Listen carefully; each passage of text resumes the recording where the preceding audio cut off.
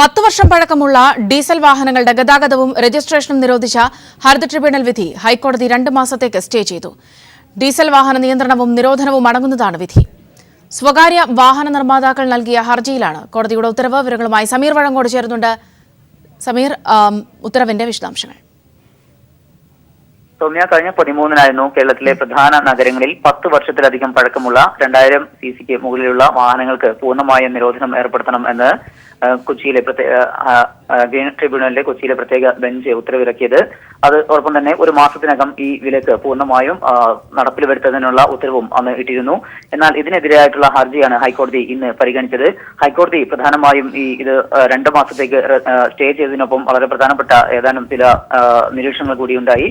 Diesel വാഹനങ്ങളുടെ നിരോധനവും അതോടൊപ്പം തന്നെ നിയന്ത്രണവും അടങ്ങുന്ന ഈ വിധിയിൽ വളരെ പ്രധാനപ്പെട്ട ഒരു കാര്യം എടുത്തു പറയുന്നത്, ഇതിൽ കേന്ദ്ര സംസ്ഥാന സർക്കാരുകളുടെ വശം കേട്ടിട്ടില്ല. അതോടൊപ്പം തന്നെ 1 മാസ പരിധി ഒരിക്കലും മതിയാവില്ല. നിരവധി വാഹനങ്ങൾ ഉള്ളത് കൊണ്ട് അതിന് പൂർണ്ണമായും വിലക്ക് ഏർപ്പെടുത്തുക എന്നതിന് 1 മാസത്തെ സമയപരിധി മതിയാകില്ല എന്നും, അതോടൊപ്പം തന്നെ ഇത്തരത്തിലുള്ള ഒരു വിധി പെട്ടെന്ന് ഇടുകയും അത് പെട്ടെന്ന് പ്രാവർത്തികമാക്കുകയും ചെയ്യുന്നത് പൊതുഗതാഗത സംവിധാനത്തിൽ തന്നെ താറുമാറാക്കുന്ന വിധത്തിലാണ് കാര്യങ്ങൾ. അത് സഞ്ചാര സ്വാതന്ത്ര്യത്തെ സാരമായി ബാധിക്കുന്നു എന്നുള്ളതും കോടതി വ്യക്തമാക്കിയിട്ടുണ്ട്.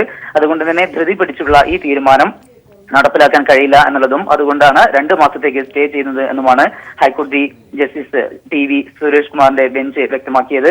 മറ്റൊരു പ്രധാനപ്പെട്ട കാര്യം, ഇത് ഗ്രീൻ ട്രിബ്യൂണൽ ഇത്തരത്തിലുള്ള ഒരു നടപടിയിലേക്ക് നീങ്ങിയത് കേരളത്തിലെ മലിനീകരണ നിയന്ത്രണത്തിന് ഒരു വലിയ രീതിയിലുള്ള ഒരു നിയന്ത്രണം കൊണ്ടുവരുന്നതിന്റെ ഭാഗമായിട്ടാണ് 10 വർഷത്തിലധികം പഴക്കമുള്ള 2000 cc മുകളിലുള്ള വാഹനങ്ങൾക്ക് നിരോധനം ഏർപ്പെടുത്താൻ ഗ്രീൻ ട്രിബ്യൂണൽ തീരുമാനിച്ചത്. എന്നാൽ കേരളത്തിലെ ഇപ്പോഴത്തെ ഈ ഒരു പുകയും അതോടൊപ്പം തന്നെയുള്ള മറ്റ് മലിനീകരണ സമയങ്ങളെ സംബന്ധിച്ചെല്ലാം വിശദമായ ഒരു പരിശോധന നടത്തേണ്ടിയിരിക്കുന്നു. അതിനുശേഷം മാത്രമേ ഇത്തരത്തിലുള്ള ഒരു വിലക്ക് കൊണ്ടുവരാൻ കഴിയുകയുള്ളൂ എന്നും ഹൈക്കോടതി വ്യക്തമാക്കിയിരിക്കുന്നു. സൗമ്യ, സമീർ, ഒരു ഭാഗത്ത് ഈ ഒരു തീരുമാനത്തിൽ സംസ്ഥാന സർക്കാരിനും വലിയൊരു ആശങ്കയുണ്ട്. പൊതുഗതാഗത സംവിധാനം തന്നെ തടസ്സപ്പെടുമെന്ന രീതിയിലൊക്കെ. ഒരുപക്ഷെ ഈ ഒരു സാഹചര്യത്തിൽ ഇപ്പോഴത്തെ ഈ ഒരു സ്റ്റേ അതിന്റെ കൂടുതൽ വശങ്ങൾ പരിശോധിക്കാനുള്ള ഒരു സാധ്യതകളിലേക്കൊക്കെ വിരൽ ചൂണ്ടുന്നുണ്ടോ? വളരെ പ്രധാനപ്പെട്ട ഒരു കാര്യം അത് തന്നെയാണ്. പ്രത്യേകിച്ചും KSRTC അടക്കമുള്ള വാഹനങ്ങൾ, പ്രത്യേകിച്ചും പൊതുഗതാഗത സംവിധാനം ഏറെ ഉപയോഗിക്കുന്ന സാധാരണക്കാർക്ക് ഏറെ ഉപകാരപ്രദമായിട്ടുള്ള KSRTC ബസ്സുകളടക്കം തന്നെ അതിൽ അധികം പല വാഹനങ്ങളും 10 വർഷത്തിലധികം പഴക്കമുള്ളതാണ്. 2000 cc മുകളിലുള്ള വാഹനങ്ങളാണ്. അതുകൊണ്ട് തന്നെ ഇത്തരത്തിലുള്ള വാഹനങ്ങളെല്ലാം തന്നെ ഒറ്റയടിക്ക്, അതായത് 1 മാസത്തെ സമയ പരിധിക്ക് അകത്ത് പൂർണ്ണമായും ഇതിന് വിലക്ക് ഏർപ്പെടുത്തുക എന്നുള്ളത് അത് സഞ്ചാര സ്വാതന്ത്ര്യത്തെ സാരമായി ബാധിക്കും, പൊതുഗതാഗത സംവിധാനത്തെ സാരമായി ബാധിക്കും. ഇക്കാര്യങ്ങളെല്ലാം തന്നെയാണ് ഹൈക്കോടതി വളരെ പ്രത്യേകമായി എടുത്തു പറഞ്ഞത്. ഇന്നത്തെ ഈ ഇടക്കാല ഉത്തരവിൽ, ഈ 2 മാസത്തേക്ക് സ്റ്റേ ചെയ്ത് കൊണ്ടുവന്നിട്ടുള്ള ഈ ഉത്തരവിൽ കോടതി ഏറെ എടുത്തു പറഞ്ഞിട്ടുള്ള വളരെ പ്രധാനപ്പെട്ട കാര്യങ്ങൾ അത്തരത്തിൽ തന്നെയാണ്.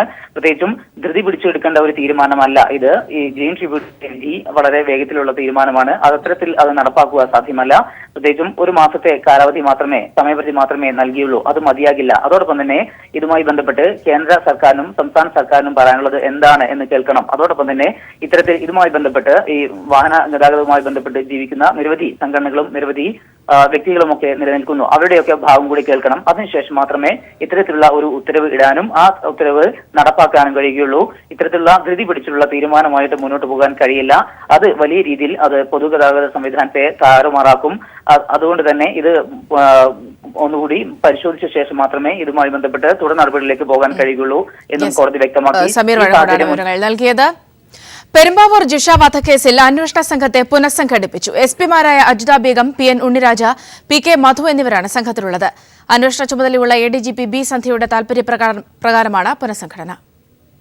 മുഖ്യമന്ത്രി പിണറായി വിജയൻ മന്ത്രിസഭയുടെ ആദ്യ മന്ത്രിസഭാ യോഗമാണ് ജിഷ കേസിന്റെ അന്വേഷണ ചുമതല ADGP B സന്ധ്യയ്ക്ക് നൽകിയത്. ഇതേ തുടർന്ന് ADGPയുടെ താൽപര്യപ്രകാരമാണ് അന്വേഷണ സംഘത്തെ പുനഃസംഘടിപ്പിച്ച് ഉത്തരവിറങ്ങിയത്. Kollam rural SP Ajitha Beegum, Thrissur, Ernakulam crime branch SP-മാരായ PN ഉണ്ണിരാജൻ, PK മധു എന്നിവരാണ് പുതിയ അന്വേഷണ സംഘത്തിലുള്ളത്. ഇതോടെ കേസിൽ നിലവിലുള്ള അന്വേഷണ സംഘത്തെ പൂർണ്ണമായും ഒഴിവാക്കി. ജിഷ കേസിന്റെ അന്വേഷണം ശരിയായ ദിശയിലാണെന്ന DGP TP സെൻകുമാറിന്റെ വാദങ്ങളെല്ലാം പൊള്ളയാണെന്നാണ് ഇതോടെ തെളിയുന്നത്. പോലീസിന്റെ അന്വേഷണം നിയമവിരുദ്ധമാണെന്നും തെളിവുകൾ നശിപ്പിച്ചത് പോലീസിന്റെ വീഴ്ചയാണെന്നും നിയമ സെക്രട്ടറി BG ഹരീന്ദ്രനാഥ് റിപ്പോർട്ട് നൽകിയിട്ടും UDF സർക്കാർ നടപടി സ്വീകരിച്ചില്ല എന്ന വിമർശനവും ശക്തമായിരുന്നു. ഈ പശ്ചാത്തലത്തിൽ കൂടിയാണ് കേസിന്റെ അന്വേഷണ ചുമതലയും സംഘത്തെ പൂർണ്ണമായും സർക്കാർ ഒഴിവാക്കിയിരിക്കുന്നത്. News bureau, Thiruvananthapuram. ജിഷ വധക്കേസിലെ പുതിയ അന്വേഷണ സംഘത്തിന്റെ ആദ്യ യോഗം ആലുവ പോലീസ് ക്ലബ്ബിൽ യോഗം ചേർന്നു. ADGP ബി സന്ധ്യയുടെ നേതൃത്വത്തിലായിരുന്നു യോഗം. വിവരങ്ങളുമായി ഉമേഷ് ചേർന്നുണ്ട്. ഉമേഷ്, ഒരു മണിക്കൂറിലേറെ നീണ്ടുനിന്ന യോഗം നിർണായകമായ തീരുമാനങ്ങൾ അന്വേഷണവുമായി ബന്ധപ്പെട്ടൊക്കെ ഉണ്ടായിട്ടുണ്ടോ?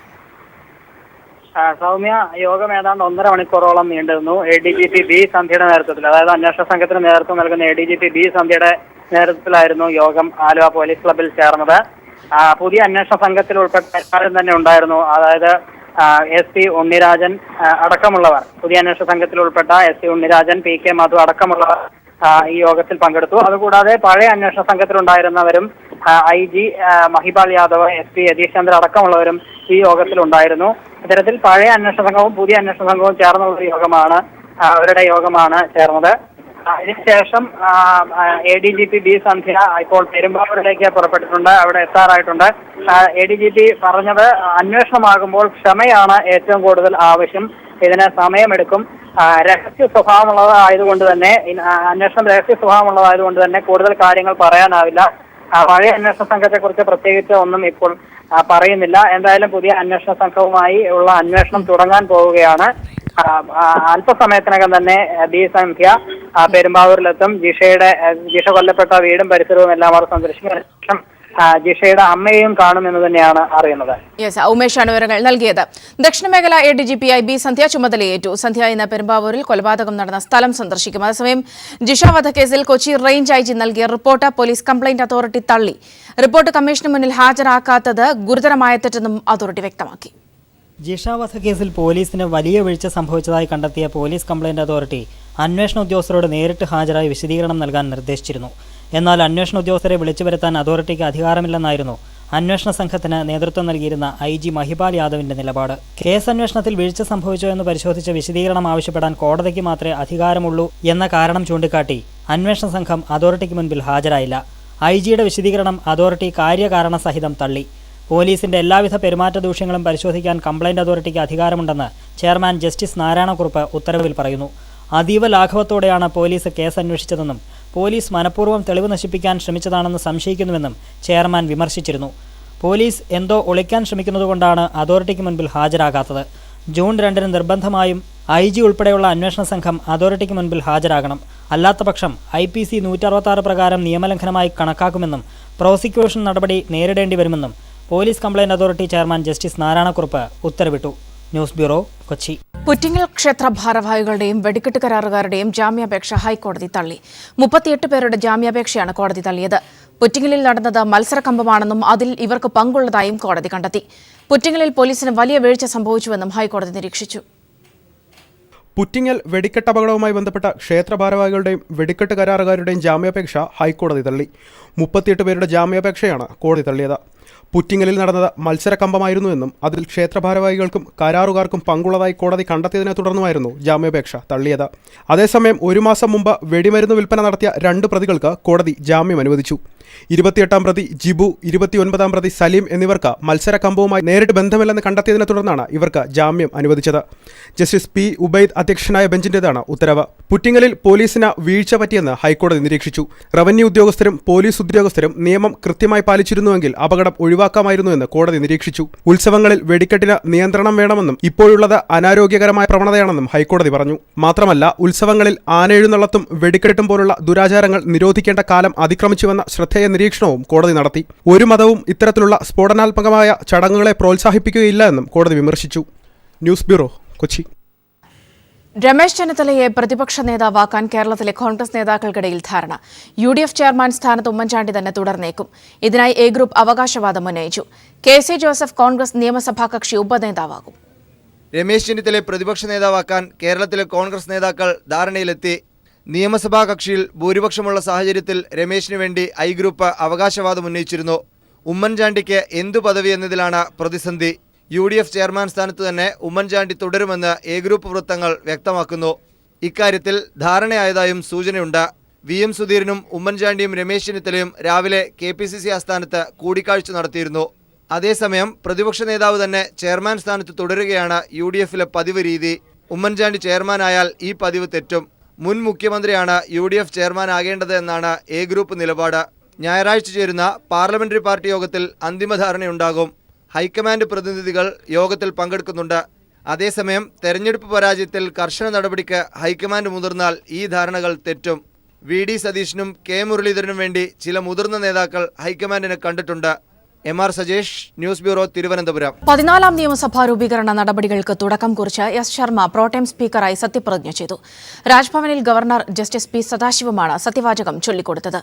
ജൂൺ 2-ന് 14ാം നിയമസഭയുടെ ആദ്യ സമ്മേളനം ചേരും.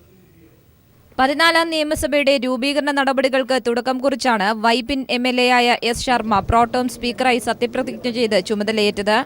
രാവിലെ 10 മണിക്ക് രാജ്ഭവനിൽ നടന്ന ചടങ്ങിൽ ഗവർണർ ജസ്റ്റിസ് പി സദാശിവം സത്യവാചകം ചൊല്ലിക്കൊടുത്തു.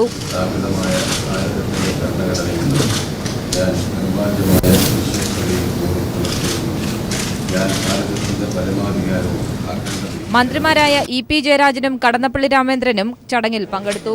ജൂൺ 2-നാണ് 14ാം നിയമസഭയുടെ ആദ്യ സമ്മേളനം ചേരുക. 2-ാം തീയതി പ്രോടേം സ്പീക്കറായ എസ് ശർമ്മയ്ക്ക് മുൻപാകെ 139 എംഎൽഎമാരും സത്യപ്രതിജ്ഞ ചെയ്ത് ചുമതലയേൽക്കും. ജൂൺ 3-നാണ് സ്പീക്കർ തെരഞ്ഞെടുപ്പ് നടക്കുക. പി. ശ്രീരാമകൃഷ്ണനെയാണ് LDF സ്പീക്കർ സ്ഥാനത്തേക്ക് തീരുമാനിച്ചിട്ടുള്ളത്. News bureau, Thiruvananthapuram. മറ്റു ചില വാർത്തകൾ ചുരുക്കത്തിൽ. G7 രാജ്യങ്ങളുടെ ഉച്ചകോടിക്ക് ജപ്പാനിലെ IS ഷിമയിൽ തുടക്കമായി. ആഗോള സുരക്ഷയും സമ്പദ് വ്യവസ്ഥയും ഉച്ചകോടിയിൽ മുഖ്യ ചർച്ചാ വിഷയങ്ങളാകും. അമേരിക്കയിലെ പ്രസിഡന്റ് തെരഞ്ഞെടുപ്പിൽ ഡൊണാൾഡ് ട്രംപ് റിപ്പബ്ലിക്കൻ സ്ഥാനാർത്ഥിയായി മത്സരിക്കും. 1238 പ്രതിനിധികളുടെ പിന്തുണയോടെ ട്രംപ് മത്സരിക്കാൻ യോഗ്യത നേടി. ദക്ഷിണ കൊറിയയും ഉത്തര കൊറിയയും സമാധാന ചർച്ച പുനരാരംഭിക്കുമെന്ന് UN സെക്രട്ടറി ജനറൽ ബാൻ കിമ്യൂൺ. ഇരു രാജ്യങ്ങളും തമ്മിലുള്ള പ്രശ്നം വടക്കുകിഴക്കൻ ഏഷ്യയിലെ തന്നെ ആശങ്കയിലാഴ്ത്തിയതായും ബാൻ കിമ്യൂൺ വ്യക്തമാക്കി.